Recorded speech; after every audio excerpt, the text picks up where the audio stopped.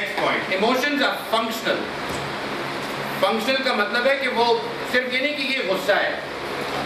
Emotions affect our thoughts and our actions.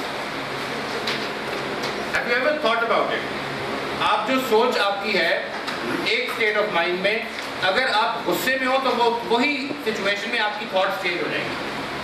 In fact let me tell you some thing. آپ نے کبھی یہ word سنا ہے رومینیشن؟ رومینیشن، آر یو رومینیٹ کرنا، رومینیٹ، یہ جگالی کو کہتے ہیں جی، ریگرجیٹیشن.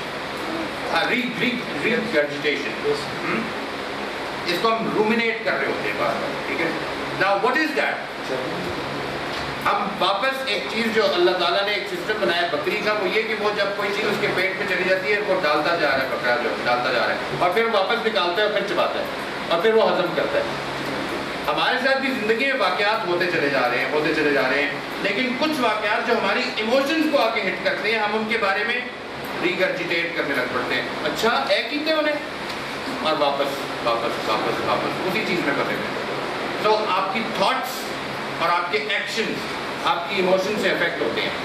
اور مزے کی بات یہ ہے جس کو ہم عام طور پہ مس کر جاتے ہیں کہ ہماری ایکشنز اور ہماری تھاٹس ایموشنز کو افیکٹ کرتے بھی ہیں.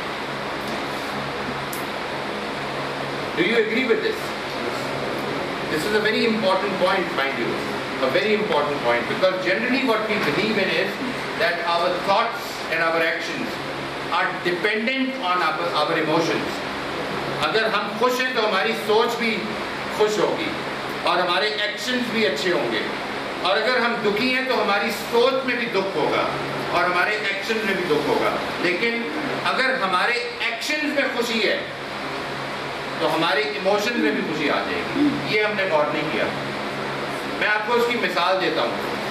ابھی کل ہی میں نے ایک چھوٹا سا پیس ڈالا تھا جی فیس بک پہ. اس میں یہی لکھا ہے کہ آپ کسی وقت کسی کے بارے میں بڑا کمپیشنیٹ فیل کر رہے ہیں، بڑا رحم دلانہ فیل کر رہے ہیں، تو آپ کی تھاٹس میں اس کے بارے میں رحم آئے گا اور آپ کے ایکشنز میں اس کی کوئی مدد کر دیں گے آپ. لیکن اگر آپ کسی کے بارے میں رحم دلانہ فیل نہیں کر رہے اور آپ اپنے ایکشنز میں اس کے ساتھ کوئی مدد کا ایکشن لے لیں تو پتہ ہے آپ کو کیا ہوگا؟ آپ کی تھاٹس میں رحم پیدا ہو جائے گا اور آپ کی ایموشنز میں بھی رحم پیدا ہونا شروع ہو جائے گا. It has a circular effect. Emotions are functional.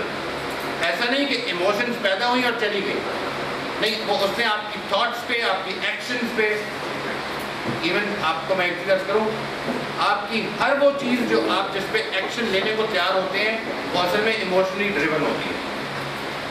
You cannot take an action unless you feel emotionally inclined. ہم کئی مرتبہ اس کو ایکسپیرینس کر چکے ہیں.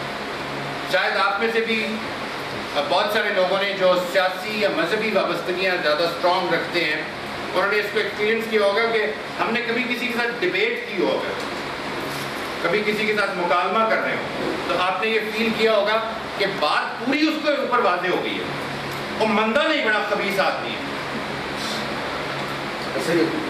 اور اس نے بھی یہی فیل کیا ہوگا.